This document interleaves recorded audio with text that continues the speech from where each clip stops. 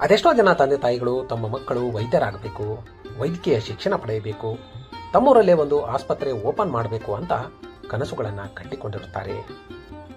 ಆದರೆ ದುಬಾರಿಯಾಗಿರುವ ವೈದ್ಯಕೀಯ ಶಿಕ್ಷಣ ಪಡೆಯುವುದು ಅಷ್ಟು ಸುಲಭದ ಮಾತಲ್ಲ.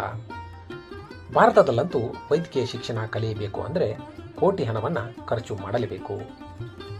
ಆದರೆ ಉಕ್ರೇನ್ನಲ್ಲಿ ವೈದ್ಯಕೀಯ ಶಿಕ್ಷಣ ಭಾರತದಲ್ಲಿ ಖರ್ಚಾಗುವ ಹಣಕ್ಕಿಂತ ಕಡಿಮೆ ಆಗುತ್ತದೆ. ಹೀಗಾಗಿ ನಮ್ಮ ದೇಶದಲ್ಲಿನ ಅದೆಷ್ಟೋ ಜನರು ವೈದ್ಯಕೀಯ ಶಿಕ್ಷಣವನ್ನು ಅರಸಿ ಉಕ್ರೇನ್ಗೆ ಹೋಗುತ್ತಾರೆ. ಉಕ್ರೇನ್ನಲ್ಲಿ MBBS ಪದವಿ ಪಡೆದು ಬಂದು ಆಸ್ಪತ್ರೆ ನಡೆಸುತ್ತಾರೆ. ಹೀಗೆ MBBS ಕಲಿತು ಬಂದು ಊರಲ್ಲಿ ಒಂದು ಆಸ್ಪತ್ರೆ ಕಟ್ಟಿಸಬೇಕು, ಅದರಲ್ಲಿ ಬಡವರ ಸೇವೆ ಮಾಡಬೇಕು ಅಂದ್ಕೊಂಡಿದ್ದ ಹಾವೇರಿ ಜಿಲ್ಲೆ ರಾಣೆಬೆನ್ನೂರು ತಾಲೂಕಿನ ಚಳಗೇರಿ ಗ್ರಾಮದ ವೈದ್ಯಕೀಯ ವಿದ್ಯಾರ್ಥಿ ರಷ್ಯಾ ಮತ್ತು ಉಕ್ರೇನ್ ನಡುವಿನ ಯುದ್ಧದಲ್ಲಿ ಗುಂಡಿನ ದಾಳಿಗೆ ಬಲಿಯಾಗಿದ್ದ. ಯುದ್ಧದ ಸಂದರ್ಭದಲ್ಲಿ ಹಸಿವಿನಿಂದ ಬಳಲುತ್ತಿದ್ದ ಗೆಳೆಯನಿಗೆ ತಿನ್ನಲು ಏನನ್ನೋ ತರಲು ಹೋಗಿದ್ದ ವೇಳೆ ಬಿದ್ದ ಬಾಂಬ್ ದಾಳಿಗೆ ನವೀನ್ ಗ್ಯಾನ್ಕೌಡರ್ ಅನ್ನೋ ಯುವಕ ಬಲಿಯಾಗಿ ಹೋಗಿದ್ದ. ಕಿರಿಯ ಮಗನನ್ನು ಕಳೆದುಕೊಂಡ ಹೆತ್ತವರು ಸದಾ ಮಗನ ನೆನಪಿನಲ್ಲೇ ಕಾಲ ಕಳೆಯುತ್ತಿದ್ದಾರೆ. ಮಗ ಇದ್ದಿದ್ದರೆ ಇಷ್ಟೊತ್ತಿಗೆ MBBS ಮುಗಿಸಿ ಬಂದು ಊರಲ್ಲಿ ತಮ್ಮ ಮನೆಯ ಅಂಗಳದಲ್ಲಿ ಆಸ್ಪತ್ರೆ ಕಟ್ಟಿಸುತ್ತಿದ್ದ, ಬಡವರ ಸೇವೆ ಮಾಡುತ್ತಿದ್ದ. ಆದರೆ ಮಗನಿಲ್ಲದ ನೋವಿನಲ್ಲಿ ಮಗನ ನೆನಪಿಗಾಗಿ ನವೀನನ ಹೆತ್ತವರು ಶಿವ ಧ್ಯಾನ ಮಂದಿರ ನಿರ್ಮಿಸಿದ್ದಾರೆ. ತಮ್ಮ ಮನೆಯ ಅಂಗಳದಲ್ಲಿ ಸುಮಾರು 5 ಲಕ್ಷ ರೂಪಾಯಿ ಹಣ ಖರ್ಚು ಮಾಡಿ ಶಿವ ಧ್ಯಾನ ಮಂದಿರ ನಿರ್ಮಿಸಿದ್ದಾರೆ. ಮಗ ದೇಹಕ್ಕೆ ಆಗುವ ಕಾಯಿಲೆಗಳಿಗೆ ಚಿಕಿತ್ಸೆ ಕೊಡಬೇಕು ಅಂದುಕೊಂಡಿದ್ದ. ಆದರೆ ವಿಧಿಯ ಆಟ ಅದು ಈಡೇರಲಿಲ್ಲ. ಮಗನ ಹೆಸರಿನಲ್ಲಿ ಆರಂಭವಾಗಿರುವ ಶಿವ ಧ್ಯಾನ ಮಂದಿರ ಜನರ ಮನಸ್ಸಿಗೆ ಆಗುವ ನೋವಿಗೆ ನೆಮ್ಮದಿ ನೀಡುವ ತಾಣವಾಗಬೇಕು ಎಂಬ ಉದ್ದೇಶದಿಂದ ಶಿವ ಧ್ಯಾನ ಮಂದಿರ ನಿರ್ಮಿಸಿದ್ದಾರೆ. ಶಿವ ಧ್ಯಾನ ಮಂದಿರದಲ್ಲಿ ಪ್ರತಿನಿತ್ಯ ಯೋಗ, ಧ್ಯಾನ ಸೇರಿದಂತೆ ಆಧ್ಯಾತ್ಮಿಕ ಚಟುವಟಿಕೆಗಳನ್ನು ನಡೆಸಲಾಗುತ್ತಿದೆ.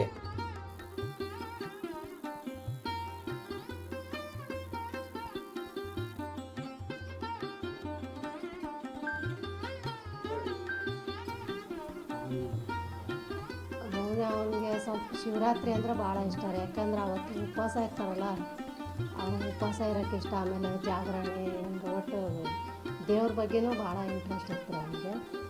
ಆಮೇಲೆ ಬಡವ್ರ ಸೇವೆ ಮಾಡಬೇಕು ಅನ್ನೋದು ಭಾಳ ಹತ್ರ ಅವನಿಗೆ. ಅದಕ್ಕೆ ಆಸ್ಪತ್ರೆ ಮಾಡ್ತಾನೆ, ನಾನು ತಂದು ಇದು ಮಾಡಿದ್ರಿ, ಬಡವ್ರ ಸೇವೆ ಮಾಡ್ತಾನೆ, ಆಸ್ಪತ್ರೆ ಮಾಡಿ ಅಂತ ಅಂತು. ಅವನು ಆಸ್ಪತ್ರೆ ಮಾಡೋಕ್ಕಾಗಲಿಲ್ಲ ರೀ. ಈಗ ಅವನು ಆಸ್ಪತ್ರೆ ಮಾಡಿದ್ದಂದರೆ ಈ ಶರೀರದ ನೋವುಗಳಿಗೆ ಔಷಧಿ ಕೊಡ್ತಿದ್ದ. ಈಗ ನಾವು ಅವನಿಗೆ ನೆನಪಿಗೋಸ್ಕರ ಅವ್ನು ಶಿವರಾತ್ರಿ ದಿನ ಇದಾಗಿರೋದ್ರಿಂದ ಶಿವನ ದೇವಸ್ಥಾನ ಮಾಡಿದ್ದೇವೆ. ಭಗವಂತ ಎಲ್ಲರಿಗೆ ಆತ್ಮಕ್ಕೆ ಶಕ್ತಿ ಕೊಟ್ಟರೆ ದೇಹದ ಕಾಯಿಲೆನೂ ಹೋಗ್ತಾವ್ರಿ. ಅದಕ್ಕೆ ಅವನು ಆತ್ಮಿಕ ಆಸ್ಪತ್ರೆ ಅಂಥೇಳಿ ಶಿವನ ದೇವಸ್ಥಾನ ಮಾಡಿದ್ದೀವಿ. ಅವನಿದ್ದಿದ್ರೆ ಶಾರೀರಿಕ ಆಸ್ಪತ್ರೆ ಮಾಡ್ತಿದ್ದ. ಈಗ ನಾವು ಅವನ ನೆನಪಿಗೋಸ್ಕರ ಆತ್ಮಗಳ ಆಸ್ಪತ್ರೆ ಮಾಡಿದ್ದೀವಿ. ಆತ್ಮಕ್ಕೆ ಶಕ್ತಿ ಸಿಗೋಂಥದ್ದು ಆಸ್ಪತ್ರೆ ಮಾಡಿದ್ದೀವಿ. ಅಲ್ಲಿ ಧ್ಯಾನ ಮಾಡ್ತೇವ್ರಿ. ಆಮೇಲೆ ಇಡೀ ವಿಶ್ವಕ್ಕೆ ಒಳ್ಳೇದಾಗಲಿ ಅಂಥೇಳಿ ನಾವು ಯೋಗ ಮಾಡ್ತೇವೆ ರೀ. ಮಗನ 2005ರಲ್ಲಿ ಉಕ್ರೇನ್ ಮತ್ತು ರಷ್ಯಾ ಯುದ್ಧದಲ್ಲಿ ತಿಳ್ಕೊಂಡಿದ್ದ ಸರ್. ಅವನ ನೆನಪಿಗೋಸ್ಕರ ಈ 3ನೇ ವರ್ಷದ ಪುಣ್ಯಾರಾಧನೆ ಕಾರ್ಯಕ್ರಮ ಇದೆ. ಅದ್ರ ಜೊತೆಗೆ ಅವನು ಇಲ್ಲಿ ಆಸ್ಪತ್ರೆ ನಿರ್ಮಿಸುವಂಥ ಒಂದು ಉದ್ದೇಶ ಇತ್ತು ಸರ್.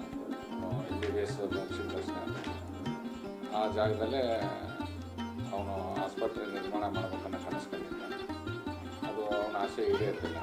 ಅದಕ್ಕೆ ನಾವು ಆ ಜಾಗನ ನಾವು ಒಂದು ಸಾರ್ವಜನಿಕ ಇದಕ್ಕೆ ಉಪಯೋಗ ಆಗಲಿ ಅಂತೇಳಿ ಅವನ ನೆನಪಿಗೋಸ್ಕರ ಶಿವಧ್ಯಾನ ಮಂದಿರ ನಿರ್ಮಾಣ ಮಾಡಿದ್ದೇವೆ. ಅಂದಾಜು ಒಂದು 4.5 ಲಕ್ಷ ಆಗುತ್ತೆ. ಅಂದರೆ ಸ್ವಂತ ಜಾಗ ಇದ್ದಿದ್ದಾಗೆ ಇದ್ದಷ್ಟೇ ನಾವು ಸ್ವಂತ ಹಣದಿಂದ ಮಾಡಿದ್ದೀವಿ. ಬಟ್ ಇಲ್ಲಿ ನಮ್ಮ ಅಕ್ಕಪಕ್ಕದವರು ಸ್ವಲ್ಪ ಅಮೌಂಟ್ ಕಾಂಟ್ರಿಬ್ಯೂಟ್ ಮಾಡಿದ್ದಾರೆ ಅವರೇ.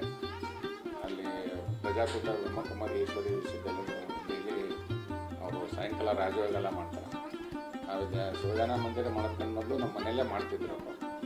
ಅವರು ಇಲ್ಲ, ನಮಗೆ ಬೇರೆ ಕಡೆ ಜಾಗ ಎಲ್ಲ ಅನುಕೂಲ ಆಗಲ್ಲ, ನೀವು ಚಿಕ್ಕದು ಬೇಡ, ಸ್ವಲ್ಪ ನಮಗೆಲ್ಲ ಅನುಕೂಲ ಆಗೋ ಥರನೇ ದೊಡ್ಡ ಹಾಲ್ ಥರನೇ ಮಾಡಿ